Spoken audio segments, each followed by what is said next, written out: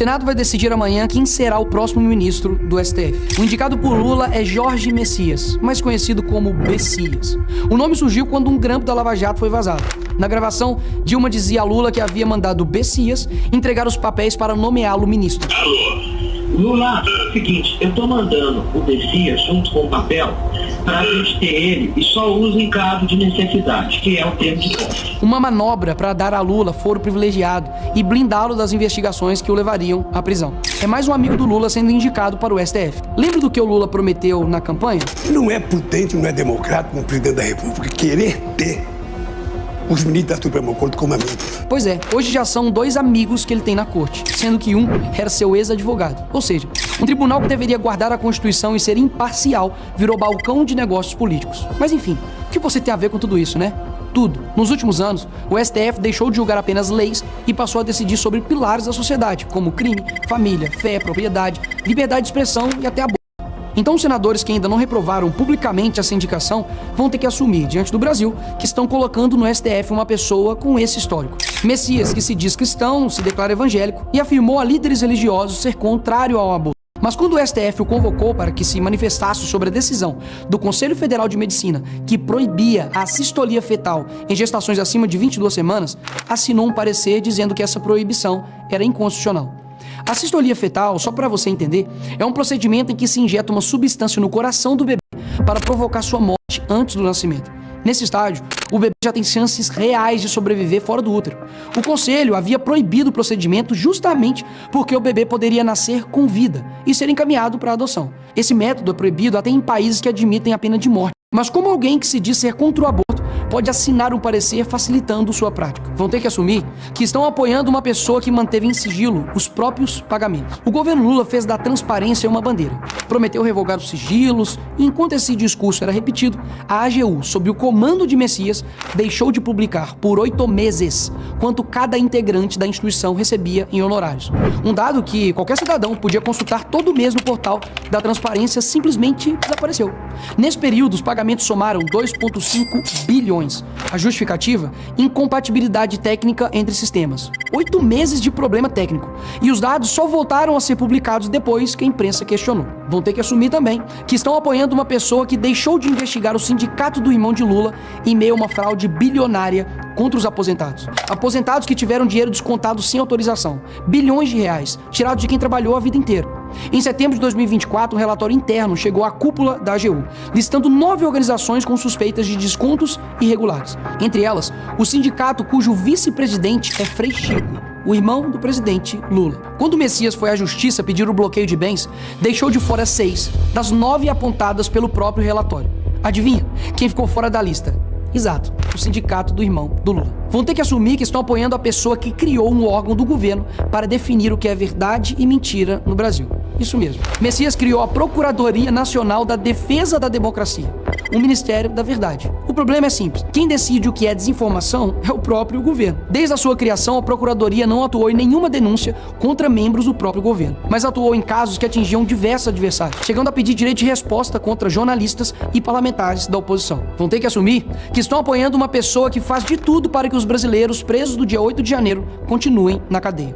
Brasileiros comuns, trabalhadores, aposentados, mães de família. Pessoas que foram a Brasília para manifestar sua indignação e que hoje estão presos com penas absurdas, fruto de processos repletos de irregularidades. Enquanto o povo brasileiro luta por uma anistia para corrigir esses erros, Messias declarou: nós que lutamos e vivemos pela democracia, nós nos sentimos indignados com qualquer projeto que fale em anistia para golpista.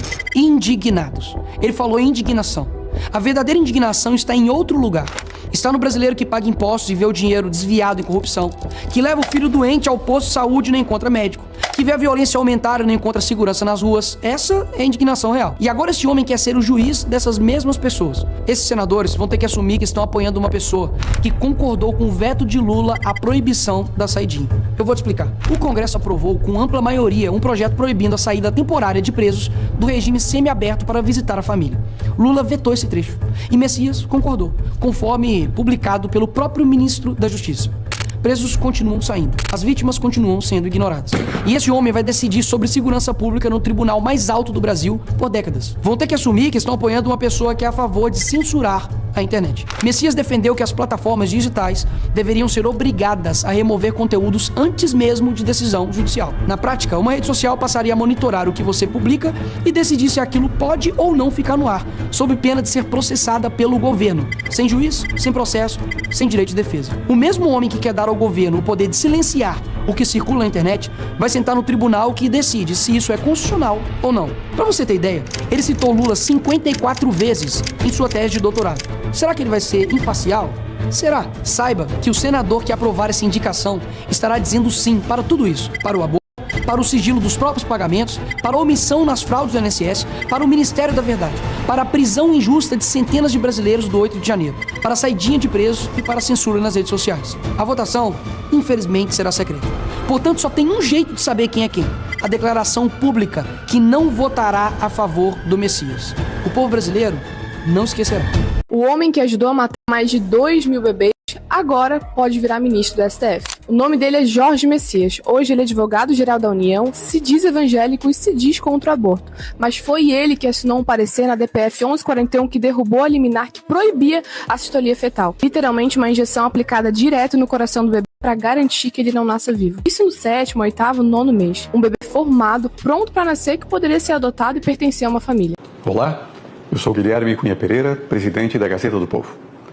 Meus caros, o Senado brasileiro está diante de uma de suas responsabilidades mais graves: avaliar a indicação de um novo ministro para o Supremo Tribunal Federal. O presidente do Senado, Davi Alcolumbre, destravou o processo de indicação do advogado-geral da União, Jorge Messias. Escute as palavras do presidente da Gazeta do Povo sobre a sabatina que ocorrerá no Senado para a aprovação de Jorge Messias ao STF. Como já vimos, ele assinou o parecer que derrubou a liminar que proibia essa prática terrível, que hoje está liberada. Ele é um dos responsáveis por isso, e segundo suas próprias declarações, demonstra orgulho também das prisões e de tudo o que aconteceu com as pessoas envolvidas nos atos do 8 de janeiro. O link do abaixo assinado está na descrição. Deixe nos comentários. Ele não. E a sabatina está prevista para o dia 29 de abril. Não se trata de um gesto protocolar. Trata-se de uma decisão que, a nosso ver e ao ver de boa parte dos brasileiros, impactará diretamente o equilíbrio institucional do país, a própria democracia e o Estado de Direito por décadas. Sei que o que vou dizer aqui poderá parecer a muitos algo elementar e óbvio, mas há momentos em que o óbvio precisa ser dito com clareza, com firmeza e sem rodeios. Então vamos lá. A indicação de Jorge Messias deve ser rejeitada. Aprovar essa indicação é, na verdade, uma traição ao país. E mais, a sabatina precisa ser respeitosa, como convém a uma instituição republicana, mas precisa também ser clara, incisiva, intelectualmente honesta, de modo que os motivos dessa rejeição se tornem evidentes aos olhos de todos os brasileiros. Quais são esses motivos? Eu creio que haja muitos. Diferentes grupos de pessoas dentro da sociedade terão diferentes perspectivas. Mas, neste momento, eu elencaria especialmente 3 motivos. Um primeiro, relacionado ao posicionamento do candidato nos temas cruciais para o país. Um segundo, relacionado à formação e à trajetória dele, Jorge Messias. E terceiro, talvez o mais grave, o motivo relacionado ao contexto político da indicação. Eu já vou detalhar o que eu quero dizer com cada um deles, mas eu preciso lembrar, antes de mais nada, algo que clama aos céus. Aquilo que é a prioridade absoluta do país neste momento, o retorno à normalidade democrática, ao equilíbrio de poderes, a recuperação da liberdade de expressão e do devido processo legal, e depois, em função disso, da própria possibilidade de crescermos economicamente novamente, de voltarmos a ver desenvolvimento econômico, passa necessariamente pelo afastamento dos ministros que abusaram do poder e violaram a Constituição e pela nomeação de novos ministros comprometidos com a democracia e o Estado de Direito. Já é grave a omissão do Senado, em especial do senador Davi Alcolumbre, de não pautar nenhum dos pedidos de impeachment protocolados no Congresso. Agora, aprovar um nome que não tenha sintonia e compromisso com a pauta prioritária do país é pura e simplesmente cumplicidade com a ruptura institucional. Só por desencargo de consciência, porque a nosso ver se trata de verdades amplamente conhecidas e não controversas, vamos repassar, sim, rapidamente, esses motivos, esses 3 motivos que eu apontei antes e que impõem a desaprovação do Jorge Messias como ministro da nossa Corte Suprema. Então, em primeiro lugar, o motivo relacionado ao posicionamento do candidato.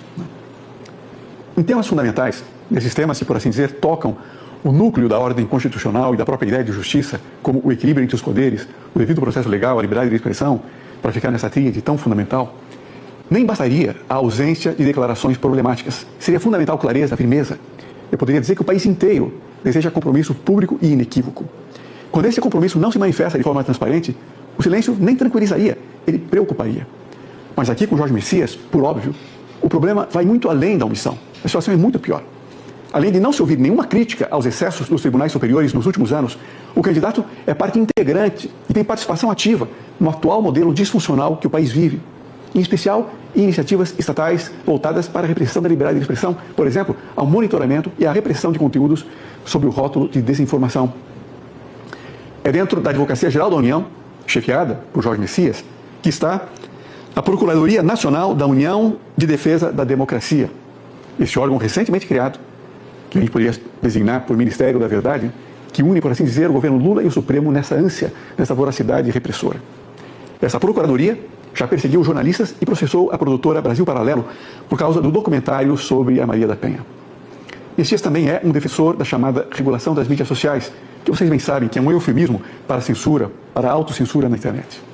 Por isso, perguntamos com toda a força, como pode algum senador sequer cogitar de aprovar o nome indicado por Lula, quando se trata de alguém que deveria ser, no Supremo, um guardião das liberdades fundamentais, da liberdade de expressão, e, na verdade, é o seu carrasco, é seu algoz? Em segundo lugar, o segundo motivo, há a questão da formação e da trajetória pessoal dele. O Supremo Tribunal Federal exige mais do que qualificação técnica, exige densidade intelectual, maturidade jurídica e, sobretudo, independência de espírito, a capacidade de resistir às pressões do momento, aos interesses de ocasião e às expectativas do poder que o indica. E vocês bem sabem que a Constituição não se contenta apenas com o saber jurídico, ela exige notável saber jurídico. Trata-se de estatura institucional. E com devido respeito, como é óbvio, essa estatura não se evidencia no caso presente. Mas, em particular, me refiro ao tema da própria independência, que eu vou detalhar um pouquinho mais no terceiro motivo. Então, em terceiro lugar, terceiro motivo, talvez o mais grave, está todo o contexto político da indicação. Ela parte de um governo que carrega em sua trajetória episódios graves, gravíssimos de corrupção. Nesse cenário, a exigência de independência do indicado não é apenas desejável, é indispensável. Independência não se presume, independência se demonstra por atos, por posições, por coragem pública. Messias é o terceiro aliado político ou ideológico que Lula indica ao Supremo só nesse mandato, depois do seu advogado pessoal, Cristiano Zanin, e do seu ministro de Justiça, Flávio Dino.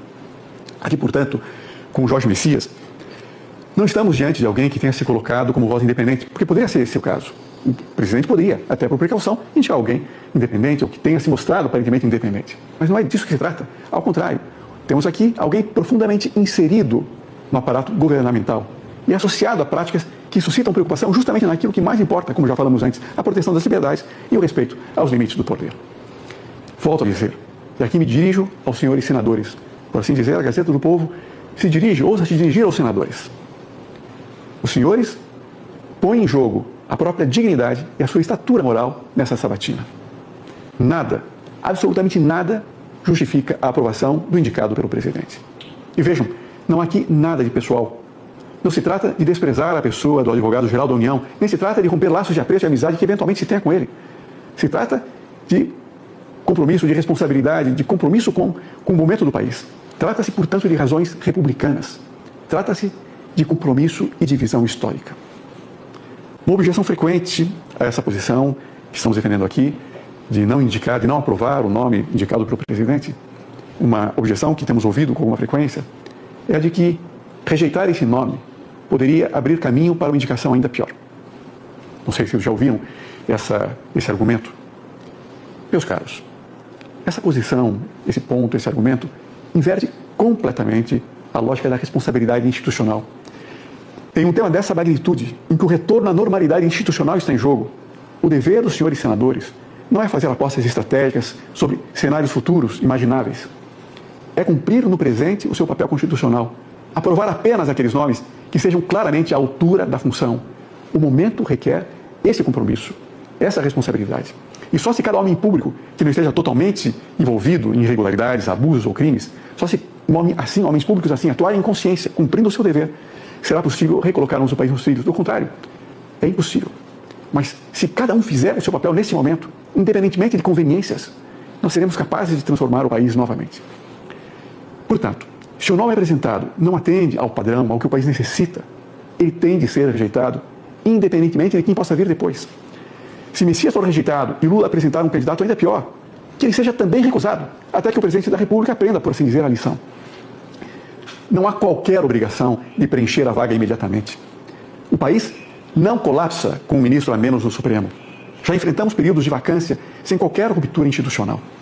O que o país não pode aceitar é a consolidação de um Supremo transgressor, protagonista de abusos sem fim e, ao mesmo tempo, por assim dizer, fragilizado, politizado, incapaz de exercer com independência o seu papel. Entre um tribunal momentaneamente incompleto e um tribunal comprometido por uma escolha inadequada, a escolha é óbvia, é evidente, a escolha é responsável. Se for necessário aguardar meses, que se aguarde. Se for necessário rejeitar sucessivas indicações, que se rejeitem, até que surja um nome que reúna de forma clara e pública as condições exigidas. Tome nota aqui: independência, solidez jurídica, compromisso inequívoco com a Constituição e, quarto, disposição real de contribuir para a restauração da normalidade institucional do país. Porque, no fim, é disso que se trata. Não é questão de um nome, nem de um governo, mas do futuro das nossas instituições. E essa é uma responsabilidade em que o Senado não pode, de maneira nenhuma, defraudar, decepcionar cada um de vocês e nós, o Brasil e os brasileiros. Muito obrigado.